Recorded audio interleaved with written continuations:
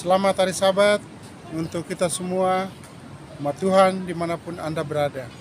Hari ini saya akan coba berdiskusi dengan Bapak Atatu sehubungan dengan kepercayaan hatinya untuk mempelajari tentang kebenaran Sabat sampai beliau dibaptis. Ada banyak cerita, kisah suka duka selama beliau bergumul, membaca sebuah buku dalam satu penderitaan sakit dan penyakit.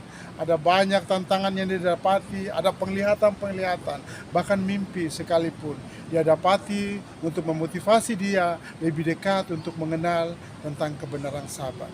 Beliau adalah purnawirawan dari TNI Angkatan Darat yang bertugas di Sarmi, Papua, dan sampai pensiun di sana. Beliau akan memberikan kesaksian bagaimana dia akan menerima kebenaran Sabat. Selanjutnya kita akan ikuti kesaksian daripada Bapak Atatu.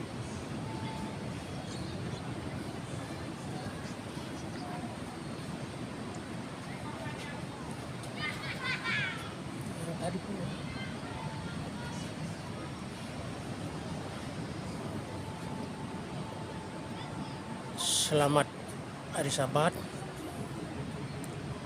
Saya sedikit mau bicara tentang kepercayaan saya dengan Hari Sabat. Sejak saya masih kecil, ibu saya sudah kasih tahu. Kira-kira itu umur sekitar 4-5 tahun lah. Dia ingatkan. Ingatlah dan kuduskanlah hari Sabat Tuhan Allahmu. Karena mari lamanya engkau bekerja. Hari ke-7 adalah hari Sabat. Dia tinggalkan semua pekerjaan, tidak boleh bekerja. Jadi, oh ya. Jadi saya ingat itu ketika kami dari keluarga Kristen Protestan, dari bapak, mama, tapi mama sudah mengerti tentang hari Sabat itu.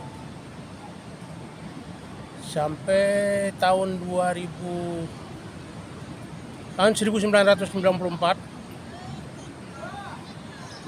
jadi kakak, mama, dorang itu sudah pengikut Sabat.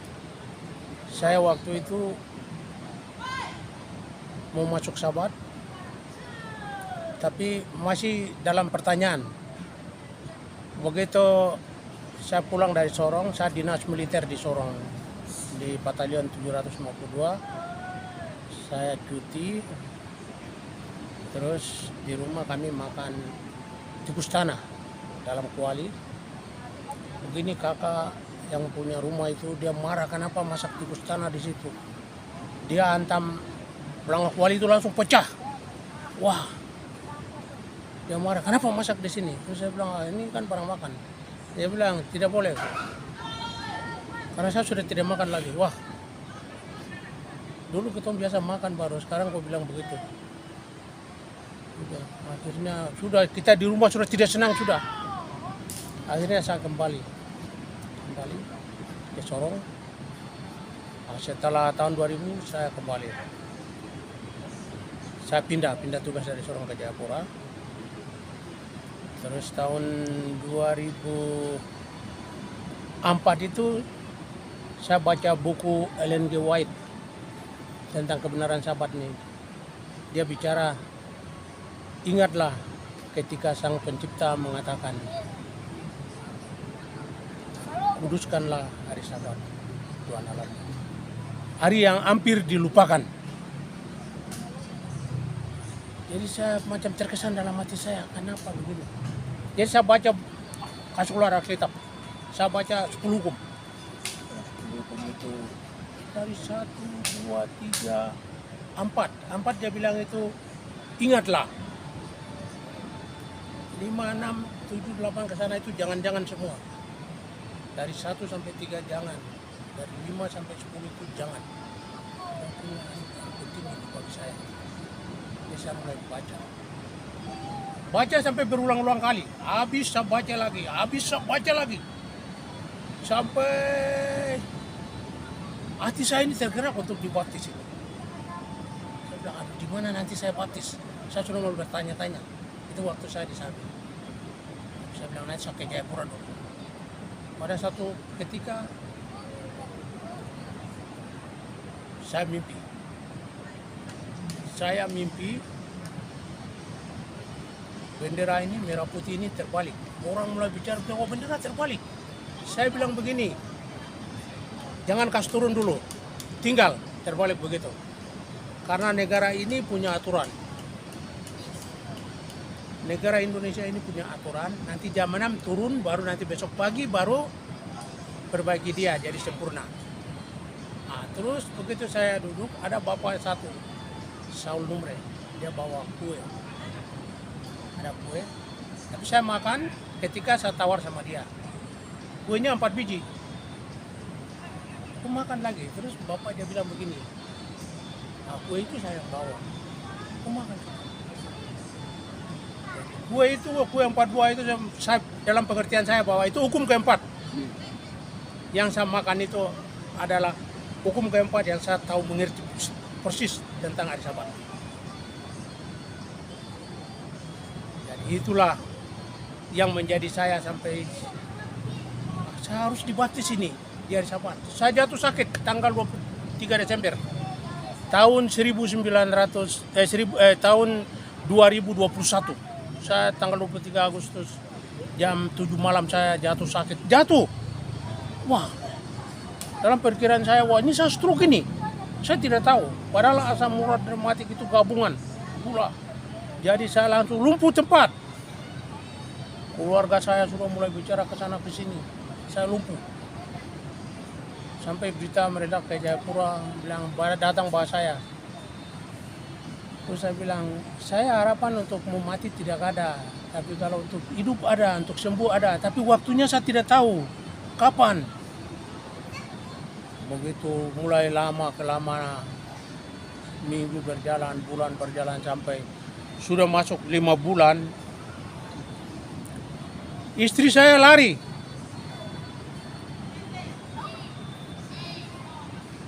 Istri saya lari tinggalkan kami itu selama 1 bulan. 1 bulan istri tinggalkan. Saya berak, kencing, atau buang air besar kecil itu di tempat. Mau kasih pindah tidak bisa, sedangkan saya mau bergerak pindah tidak bisa. Harus dipandu terus. Tapi ada anak saya yang nomor 7, namanya Ibrani. Dia sangat setia dengan saya.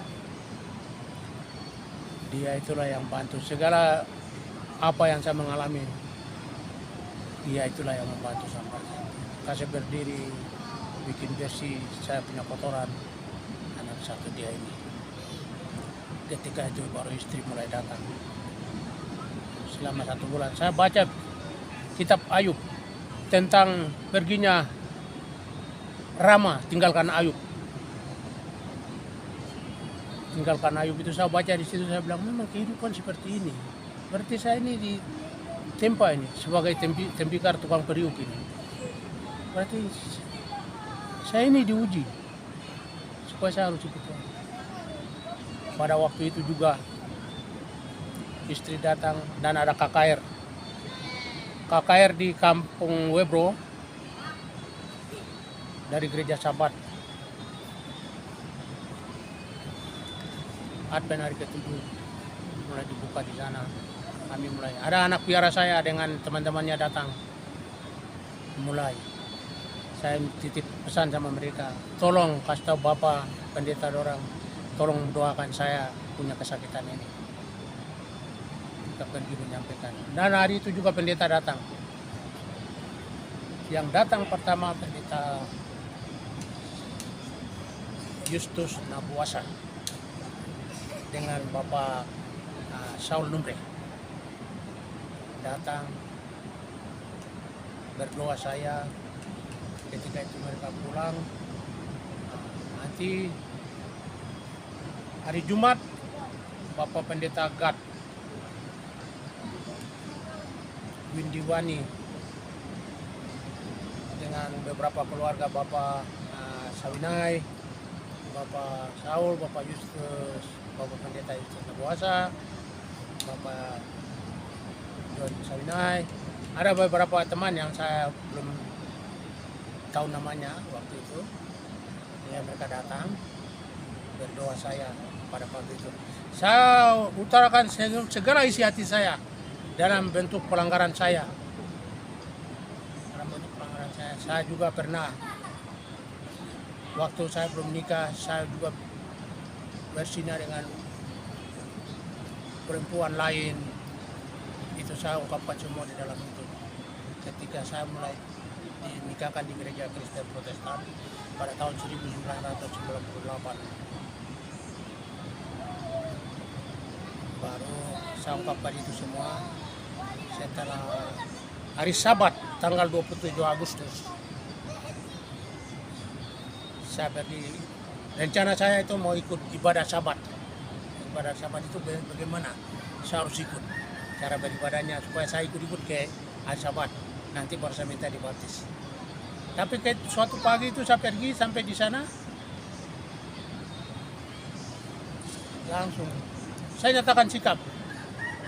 Karena dalam hati saya itu dia berbicara begini toh. Masa manusia bisa berubah hukum Allah? Kok berani sekali manusia seperti itu? Saya katakan begitu. Tapi hari ini saya harus menyatakan sikap, saya harus dibaptis di Sabat. Saya mau ikut Tuhan. Setelah itu anak piara saya juga hari itu mau dibaptis juga. Kami sama-sama tidak tahu. Saya mau dibaptis, anak piara saya mau dibaptis pada tanggal 27 itu. Dan kami hari itu juga sama-sama dibaptis. Saya masih pakai tongkat. Tongkat saya jalan dengan kekuatan tongkat. Karena saya sakit terlalu parah. Tapi setelah saya dibaptis tanggal 27, tanggal 28 itu saya pulang ke rumah. Tanggal 27 saya pulang. 28 itu saya lepas tongkat. Saya bergerak begini, wah saya sudah bisa jalan ini. Apa gunanya saya pegang tongkat, saya kasih tinggal tongkat. Saya jalan, mulai jalan sedikit seputar rumah, halaman rumah, sampai ke pantai. Saya bilang, wah istri, anak-anak saya bilang, oh bapak sudah jalan, sudah kuat itu. Sudah jalan, sudah sempurna. Saya bilang, bukan saya, karena Tuhan. Saya bilang, bukan karena saya, karena Tuhan. Karena saya percaya hari Sabat, maka Tuhan kasih mujizat ini. Saya berdoa sendiri untuk kesehatan saya. Tidak pernah saya sembuh-sembuh. Tapi karena inilah yang menghalangi saya harus ikut Sabat. Makanya saya ikut Sabat. Saya bisa berdoa untuk orang lain, bisa dapat kesembuhan. Tapi untuk pribadi saya sendiri tidak ada terhalang oleh karena ini.